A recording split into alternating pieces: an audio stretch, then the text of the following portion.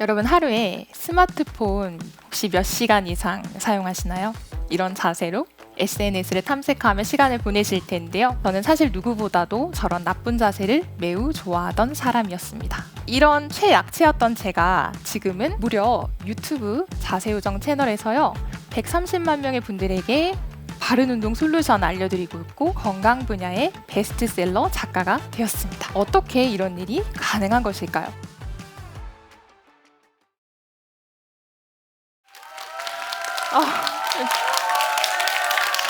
어떡해. 어떡해. 여러분 제가 사실은 무대 공포증이 조금 있습니다. 믿기지 않으시겠지만요. 유튜버가 무대 공포증이 있다 하면은 되게 황당하실 텐데 사실 오늘 세바시에 정말 나오고 싶어서 무대 공포증을 극복하고 지금 이렇게 두 다리가 네. 지금 다리가 부들부들 떨리고 있습니다. 안 보이시겠지만 그래서 혹시나 실수하더라도 예쁘게 봐주시고요. 좋은 내용 많이 전달드리도록 하겠습니다. 네. 여러분 하루에 스마트폰 혹시 몇 시간 이상 사용하시나요? 첫 질문부터 그러면 어떤 자세로 사용하시나요? 스마트폰? 대부분 이렇게 뒤쪽에 보이는 사진처럼 이런 자세로 SNS를 탐색하며 시간을 보내실 텐데요. 우리는 이런 자세가 나쁜 자세인 줄을 알면서도 왜 이런 자세들은 너무나도 몸에 편한 것일까요? 제가 이 자리에서 이런 말씀을 드리기엔 굉장히 부끄럽지만요. 저는 사실 누구보다도 저런 나쁜 자세를 매우 좋아하던 사람이었습니다. 믿기지 않으시죠? 사실은 타고난 약체였고요. 속히 말해 연비가 좋지 않은 몸을 가지고 있었습니다. 어느 정도였냐 하면요. 어릴 적 기억에는 한약을 먹고 토했던 기억밖에 없고요. 또 체력이 너무 약하다 보니 남들은 살기 위해서 운동을 한다고 하는데 저는 운동만 하면 다음날 몸살이 나기 일쑤였습니다. 그리고 일과를 마치면요. 에너지가 다 방전됐기 때문에 집에 와서 반드시 누워 있어야만 했어요. 혹시 저랑 비슷한 분 계신가요? 생각보다 많이 없으시네요. 많이 건강하시네요, 여러분.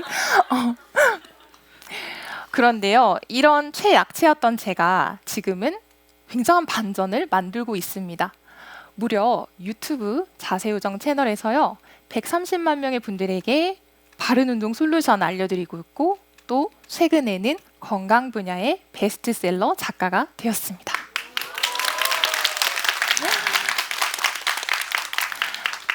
게다가 온라인 클래스에서 많은 분들과 소통하면서 자세교정 운동을 알려드리고 있는데요. 어떻게 이런 일이 가능한 것일까요?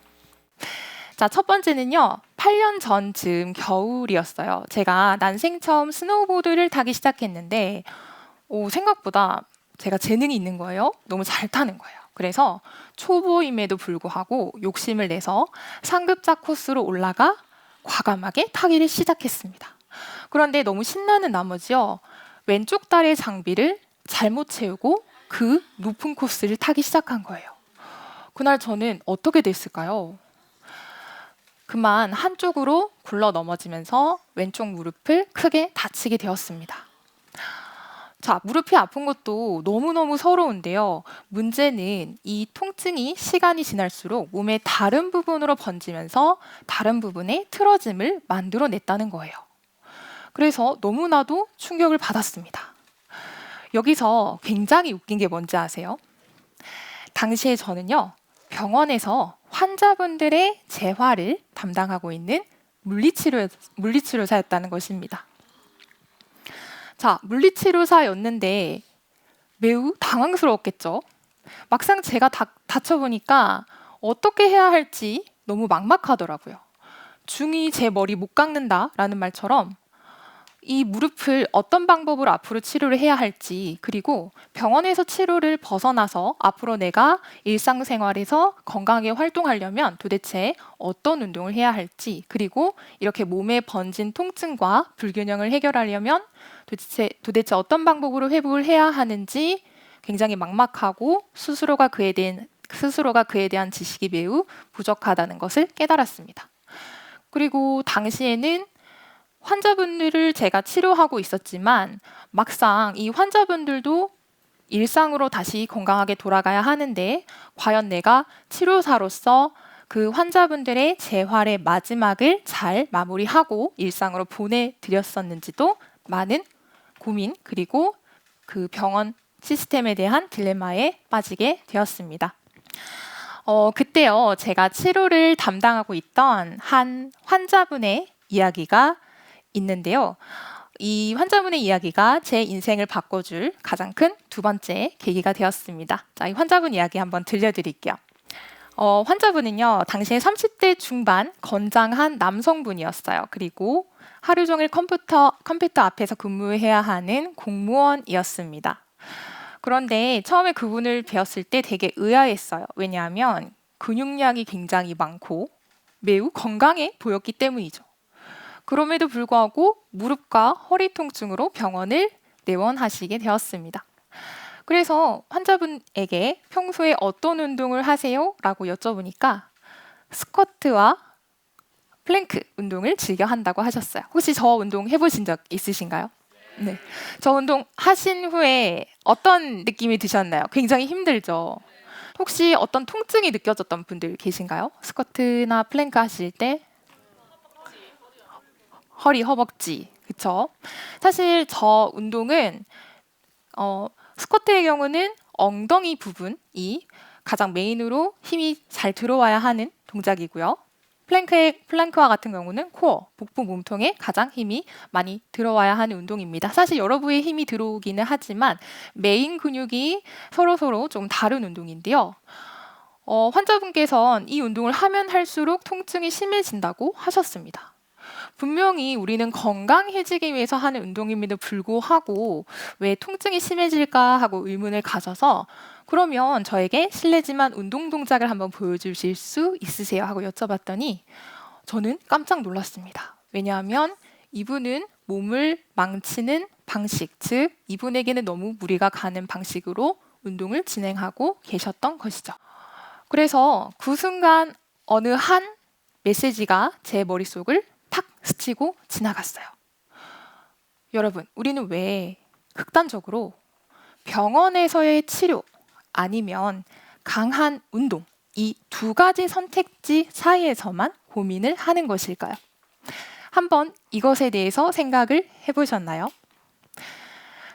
우리에게 정작 필요한 것은요, 이 선택지 사이에 어떤 연결점, 이 연결점이 필요한 것인데 사실은 도대체 이게 어떤 것인지 그리고 이것에 관한 정보를 알려주는 곳이 그렇게 많지 않았습니다. 이 정보가 많이 알려진다면 더 이상 어떤 치료적인 것에 너무 의존하지도 또 너무 강한, 과격한 운동에 나를 던지지도 않을 텐데 말이죠. 그래서 제가 스스로 그것을 찾아보기로 결심했습니다.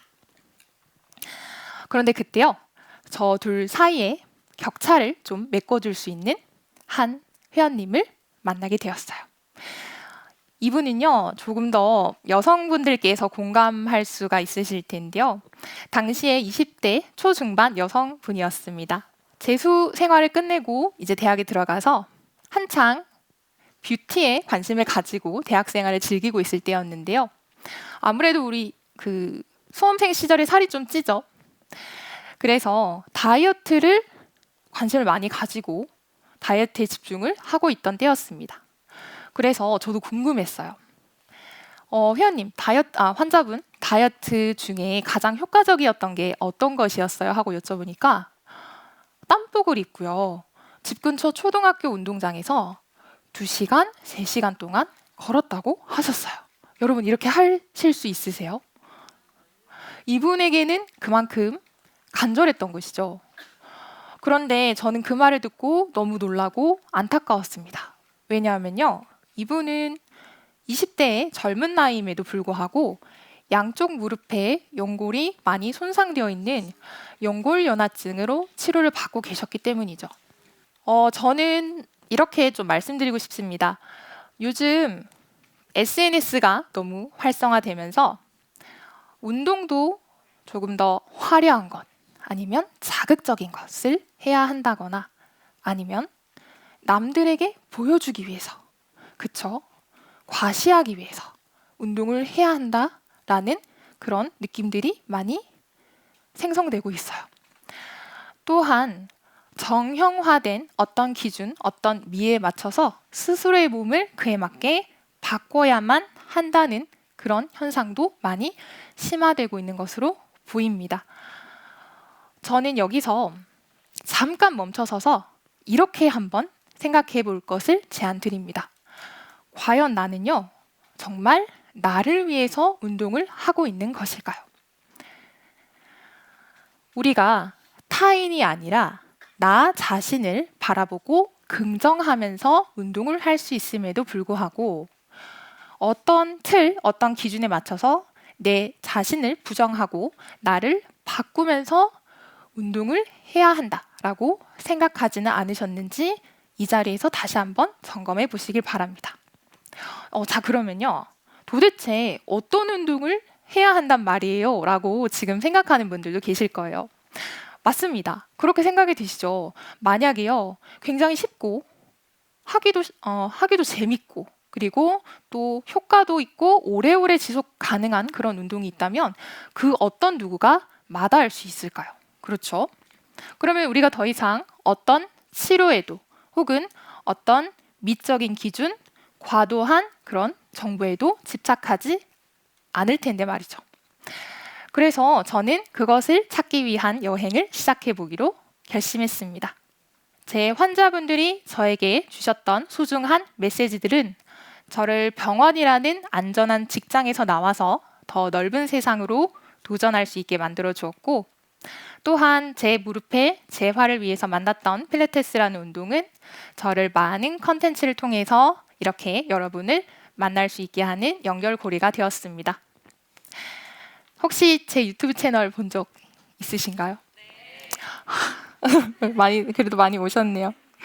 그 채널의 댓글을 간혹 보시면 저희 집에 혹시 CCTV 설치하셨어요? 어떻게 저를 그렇게 잘 아세요? 혹은 민간인 사찰을 제발 멈춰주세요. 라고 댓글이 달릴 정도로 제 컨텐츠에 정말 많이 감사하게도 공감을 해주고 계시는데요. 그거는 제가 뭐 특별하거나 뭐 똑똑해서 이것이 아니라 말씀드린 것처럼 제가 많은 환자분들 그리고 제 스스로의 몸을 극복하면서 겪은 내용이고 지금도 극복하고 있는 내용이기 때문입니다. 여기서 그런 내용 너무 식상하고 내 몸을 지키는 운동 누구나 알고 있지 않나요? 라고 생각하실 텐데요. 자, 그럼 테스트를 하나 해보겠습니다. 여러분 혹시 지금 고개를 어떻게 하고 계신가요? 지금 막 자세를 급하게 고쳐 앉는 분들이 너무 많이 보이시는데요. 갑작스럽죠? 자, 방금까지 어떤 분들은요, 고개를 앞쪽으로 쭉 빼서 제 말을 경청하고 계셨고요. 혹은 갸우뚱하시면서 이렇게 듣는 분도 계셨어요. 그리고 방금 고개를 꼿꼿하게 세워서 바로 앉은 분들도 보였습니다. 자, 우리 머리의 무게는요, 무려 볼링공 하나 5kg의 무게라고 합니다. 굉장히 무겁죠? 우리는 이 머리의 무게를 매일매일 들고 살아가고 있어요.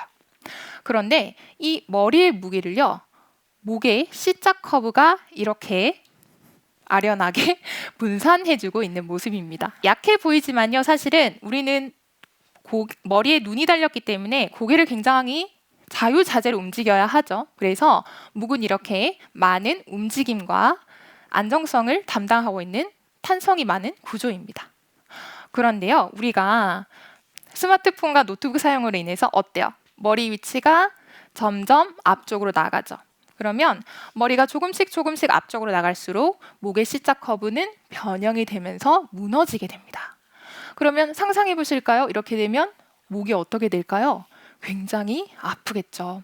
어느 정도냐 하면요, 건강보험 심사평가원에 따르면 2021년 기준 목 디스크 환자는 무려 100만 명에 달한다고 합니다, 여러분. 이만큼 현대인들은요, 목에 엄청난 부담감, 통증을 안고 살아가고 있습니다. 그런데 제가 한번 질문 드릴 게 있어요. 과연 우리는 내 목을 바로 세우는 방법이나 내 목을 개선할 수 있는 그런 운동들은 얼마나 알고 계실까요? 굉장히 쉬운 운동 하나 있습니다. 턱 당기기 운동 아시나요? 거북목 턱 당기기 운동. 그죠? 어떤 분이 이렇게 말씀하시더라고요. 몇십 년간 나왔던 거북목을 이 턱 당기기 하나로 청산하려고 한다. 욕심이 많다. 이렇게 막 말씀하시는 분 계신데요. 이 턱 당기기 운동 너무 좋은 운동입니다. 하지만 이것을 제대로 알지 못하고 한다면 오히려 목에 많은 통증을 만들어낼 수가 있어요. 그래서 제가 제대로 하는 방법 오늘 알려드리겠습니다. 자, 같이 한번 해보실게요. 전 옆모습을 보여드리겠습니다. 오, 바른 자세를 앉으시네요. 너무 좋습니다. 네. 자, 우리가 턱 당기기 운동 같은 경우는요, 턱을 뒤쪽으로 당기게 되죠. 그러면 우리는 지금 머리를 뒤쪽으로 당겨야 하지만 턱을 당길 경우엔 목 부분을 뒤쪽으로 과도하게 밀어버리는 힘이 생기게 됩니다.